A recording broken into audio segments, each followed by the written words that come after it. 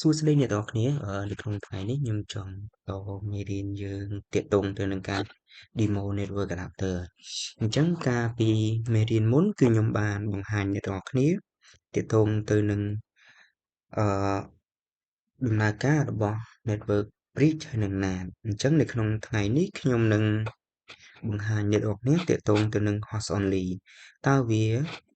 ដំណើរការបែបណានៅក្នុង VMware អញ្ចឹងយើងចាប់ផ្ដើមទៅដោយសារខ្ញុំនឹងយកកុំព្យូទ័រ Windows 10 និង Windows 11នេះមក demo ជូនអ្នកនរគ្នាអញ្ចឹងមុនដំបូងគឺយើងត្រូវទៅបន្ថែម network adapter សិនអញ្ចឹងដើម្បីបន្ថែមវាគឺយើងចូលកន្លែង edit virtual machine នេះចុចលើវាទៅបន្ទាប់មកយើងចុចកន្លែងប៊ូតុង add ហើយយើងរកមើល network adapter ចុច finish ទៅអញ្ចឹងនៅពេលដែលយើង add មកព្រាមវាជាប់ណានអញ្ចឹងយើងកុំយកវាយើងដូរមក host only ហើយយើងចុច OK ហើយយើងបើកវាឲ្យដំណើរការទៅចូលមកដល់ Windows 10នេះក៏យើងធ្វើដូចគ្នាដែរគឺយើងចុចទៅលើ Edit នេះទៅបន្តមកទៀតយើងចូលមក Add ហើយយើងរកមើល Network Adapter ហើយ Finish ដូចគ្នាតមកយើងចូលវាជា host only ហើយយើងចុច OK ហើយយើងចាប់ផ្ដើមបើក VMware ហ្នឹងឲ្យវាដំណើរការ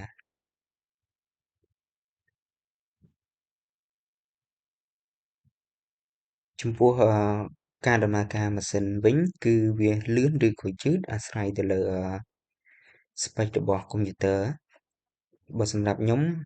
កុំព្យូទ័រខ្ញុំរៀងយឺតដែរអញ្ចឹងអាចថាអ្នកទាំងអស់គ្នារងចាំរៀងយូរបន្តិច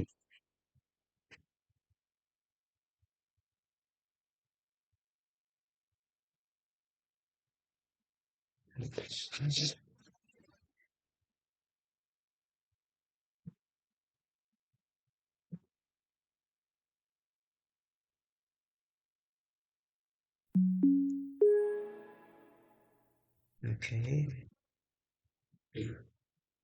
អញ្ចឹង Windows 11នេះវាបានដល់ហើយអញ្ចឹងខ្ញុំវាយ password បញ្ចូលសិន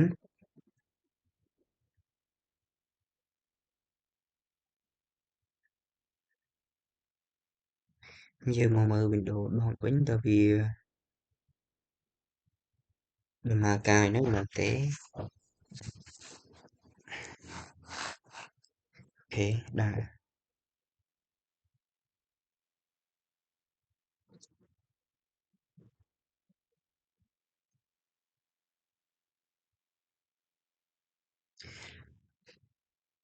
ក្នុងពេលរងចាំហ្នឹងបើអ្នកទាំងអស់គ្នាមានអ៊ីនធឺណិតអាចភ្ជាប់ទៅហើយទៅដើម្បីយើងចង់ដឹងថា host only ហ្នឹងនៅពេលដែលយើងភ្ជាប់វាតើវាមានអ៊ីនធឺណិតចូលនៅក្នុង VM អត់ដូចដែលខ្ញុំបានបង្ហាញនៅក្នុងមេរៀនមុនគឺ host only វាគ្រាន់តែអាចទាក់ទងពី VM មួយទៅ VM មួយនៅក្នុង VMware ទេប៉ុន្តែវាអត់អាចឡើងទៅអ៊ីនធឺណិត direct បានទេឥឡូវខ្ញុំបានភ្ជាប់អ៊ីនធឺណិតវាហើយដើម្បីតេស្តឲ្យអ្នកនរគ្នាមើលអូខេអញ្ចឹង Windows 11នេះដំណើរការមុនសាក refresh វាបន្តិចសិនអូខេអញ្ចឹងដើម្បីចូលទៅមើល IP វាអ្នកទាំងអស់គ្នាចុច Windows អក្សរ A មកយើងបិទវាចេញទៅអានេះវា auto start up បន្ទាប់មកយើងប្រើ command cmd ហ្នឹងហើយចុច enter មកហើយយើងសាកតេស្តវាឡើងអ៊ីនធឺណិតតើវាដល់អត់អូខេយើងមកមើល Windows 10វិញយើងសាកតេស្តវាឡើងទៅអ៊ីនធឺណិតដែរ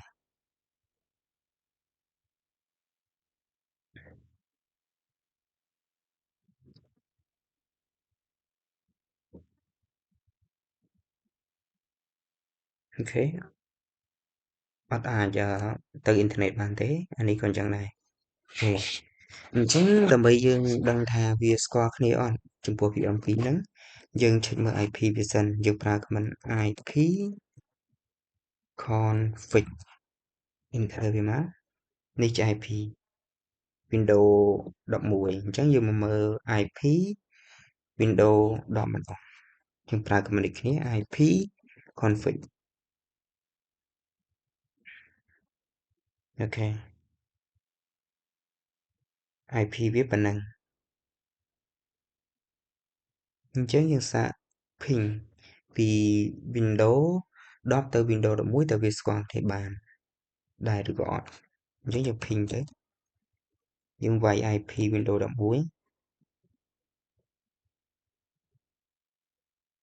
10.131តមកយើងមកណែម្ដងយើងសាកតេស្ត10.129អូខេស្គាល់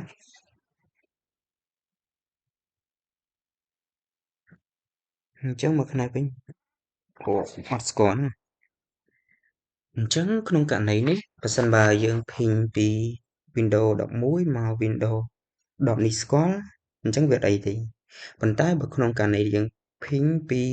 Windows 10ទៅ Windows 11អត់ស្គាល់អញ្ចឹងបញ្ហាដែលវាអាចមានគឺមាននៅលើ Windows 11ដោយសារវាអាចរក IP នឹងឃើញវាអាចទី1ទាក់ទងទៅនឹងremote desktop អត់បើកឬក៏ Windows Firewall ហ្នឹងអត់បានន័យថាអត់បិទវាគឺក៏វាភីអត់ស្គាល់ដែរអញ្ចឹងយើងសាកចូលទៅមើលអញ្ចឹងយើងមើល remote desktop មុនវាបើកអត់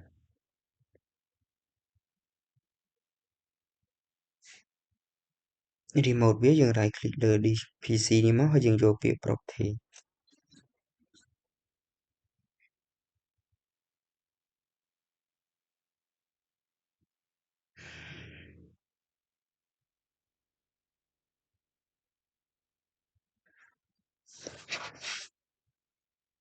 យើងចុចកន្លែងនេះ advanced setting នេះមកយើងយកកន្លែង remote នេះអូខេបើកអញ្ចឹងវាអត់មានបញ្ហាលើនឹងទេយើងទៅមើល Windows Firewall ម្ដង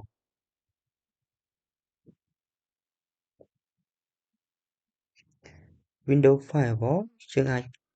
ចំពោះខ្ញុំចូលចិត្តចូលតាម control panel អូខេ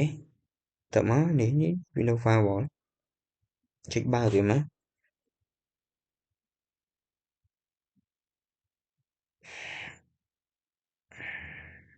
ថ្ងៃនេះយើងចុចបិទវាហើយអូខេ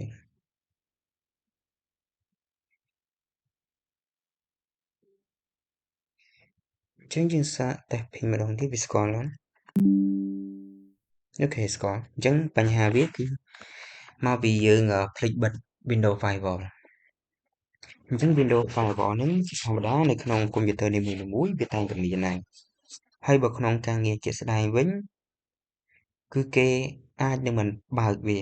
គឺគេនឹង install ជា antivirus វិញដើម្បីយក antivirus ហ្នឹងធ្វើជារនាំងការពារកុំព្យូទ័រហើយគេនឹងបើក port អីនៅក្នុងនឹងវិញដោយសារ Windows Firewall ហ្នឹងវាដូចជាមិនសូវជាល្អជាងពពួក Windows Firewall ដែលមាននៅក្នុង antivirus ដែលយើងដំឡើងណាតែបើយើងប្រើជាលក្ខណៈ personal យើងcònមាន antivirus យើងអាចបើកវាទៅ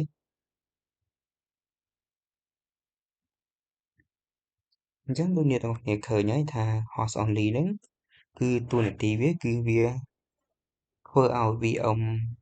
ទាំងអស់ដែលស្ថិតនៅក្នុង VMware ហ្នឹងគឺវាអាចស្គាល់គ្នាបានប៉ុន្តែវាអាចឡើងទៅអ៊ីនធឺណិតបានទេហើយមួយទៀតខ្ញុំចង់បញ្ជាក់អ្នកទាំងអស់គ្នាដែរថាចំពោះ IP នេះដែលអ្នកទាំងអស់គ្នាឃើញ IP config នេះអ្នកទាំងអស់គ្នាប្រហែលជាឆ្ងល់ថាវាបានមកពីណាអញ្ចឹងខ្ញុំនឹងបង្ហាញទៅអ្នកទាំងអស់គ្នាថា IP ហ្នឹងមិនបានវាបោះមកឲ្យគឺយើងចូលមកមើលក្នុង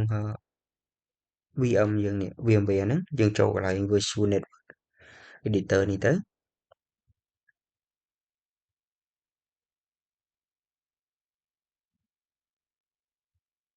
ក្រោយមកយើងនឹងឃើញ IP ហ្នឹងហើយអញ្ចឹងនៅក្នុងមេរៀនក្រោយខ្ញុំនឹងលម្អិតបន្ថែមទាក់ទងទៅនឹងការដាក់ IP នៅលើ network adapter នឹងនីមួយៗដោយសារអីនៅពេលដែលយើងយល់ពី network adapter នឹងថាវាធ្វើអីហើយគឺយើងត្រូវចេះរៀបចំ IP ដាក់ឲ្យវាដើម្បីឲ្យវាបោះទៅឲ្យ VM ណាដែលកំពុងតែប្រើនៅ network adapter មួយហ្នឹងអូខេអញ្ចឹងក្នុងវីដេអូនេះដូចជាមានតែប៉ុណ្្នឹងឯងអញ្ចឹងបើសិនបើអ្នកទាំងគ្នាមានជាចម្ងល់ឬក៏អត់ទាន់នៅត្រង់ចំណុចណាអ្នកទាំងអស់គ្នាអាច comment សួរបានឬក៏អាចមើលវីដេអូនឹងសារឡើងវិញទៅហើយបើខ្ញុំអាចឆ្លើយបាននៅសំណួរអ្នកទាំងអស់គ្នាខ្ញុំនឹងព្យាយាមឆ្លើយដែរអរគុណម្ដងទៀតសម្រាប់ការទស្សនាវីដេអូរបស់ខ្ញុំនឹងព្យាយាមធ្វើវីដេអូឲ្យបានច្រើនដើម្បីចែករំលែកទៅអ្នកទាំងអស់គ្នា